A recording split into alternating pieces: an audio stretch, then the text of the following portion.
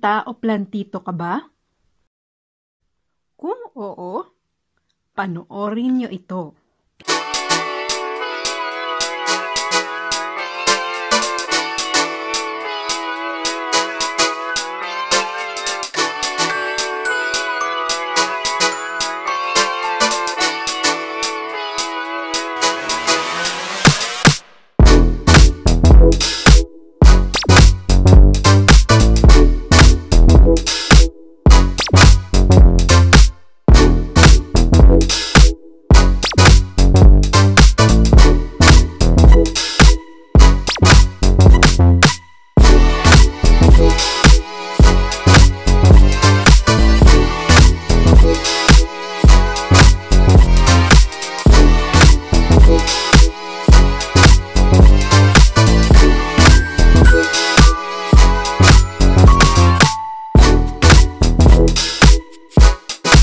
Paano ko pinaparami at inaalagaan ang Coleus Blumei plants ko.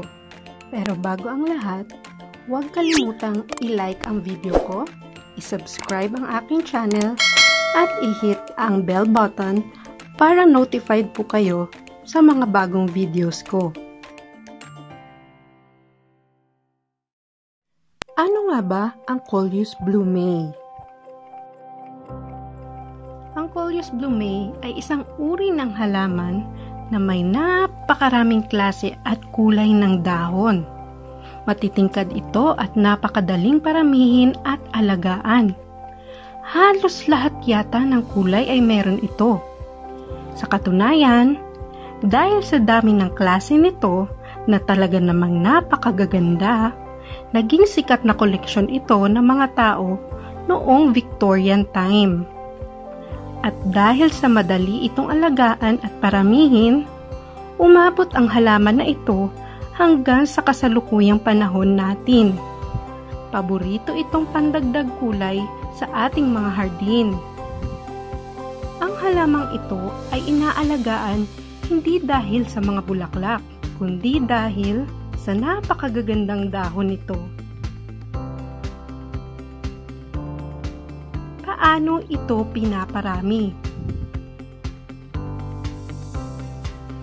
Ang Coleus Blumei plants ay napaparami sa pamamagitan ng dalawang paraan. Una, ang pagpaparami sa pamamagitan ng buto.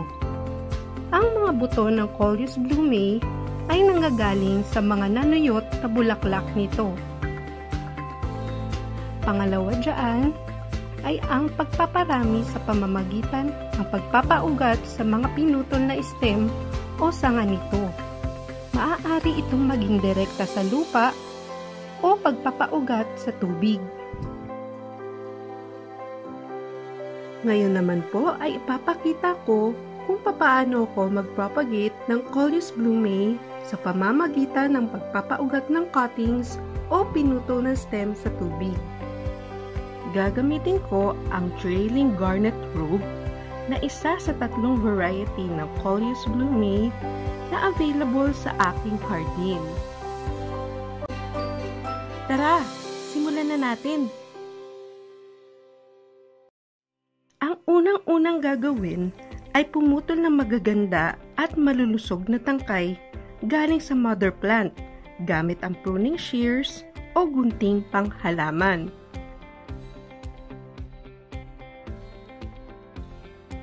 Ibabad sa tubig ang dulo ng mga tangkay na pinutol. Panatilihin itong nakababad sa loob ng 1 linggo o hanggang tubuan ito ng mga ugat.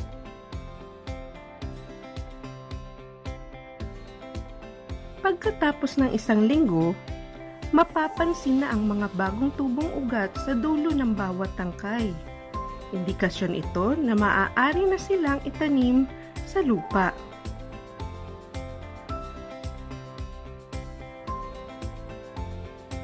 Ang kasunod na hakbang naman ay ihanda ang lupa o ang potting mix. Makakatulong din kung hahaluan ang lupa ng kahit konting pataba o fertilizer.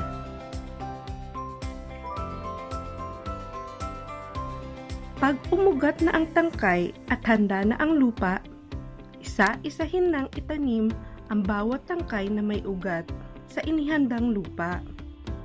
Pwede itong itanim ng diretso sa lupa ng hardin o itanim sa mga paso. Siguraduhin lamang na nakabaon ng maigi ang ugat nito sa lupa.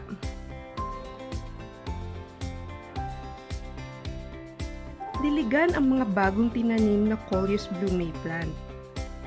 Ilagay ito sa lugar kung saan may sapat na sikat ng araw at bahagyang lilim.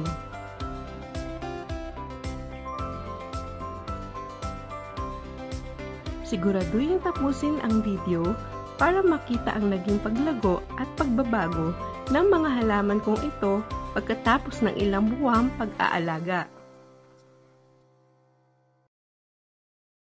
Paano nga ba inaalagaan ang Coleus Blumei?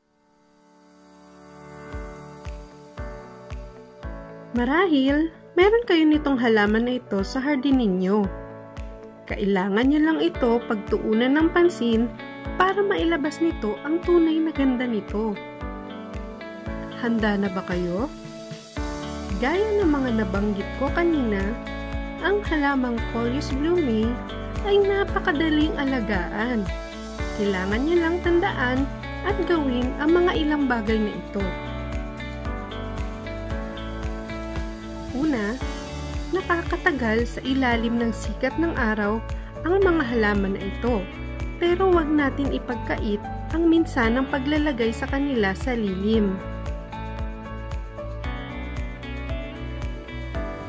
Pangalawa, ugaliing diligan ang halaman lalo kung buong araw na itong nakabilad sa araw. Pangatlo, putulin ang mga bulaklak kung hindi niyo naman balak mag-propagate gamit ang mga buto.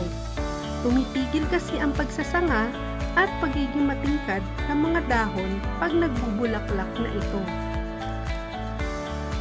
Pang-apat, para naman sa may mga maliliit na hardin tulad ko, panatilihing maliit pero masanga ang mga Coleus Blumei ninyo. Ugaliing putulin ang mga lumang dahon para usbungan ulit ito ng mga bagong sanga.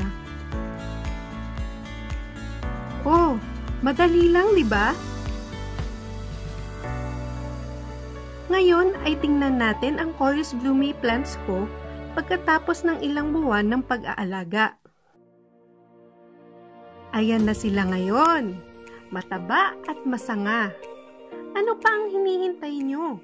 Bigyang pansin na ang mga Coleus Blumei na meron kayo.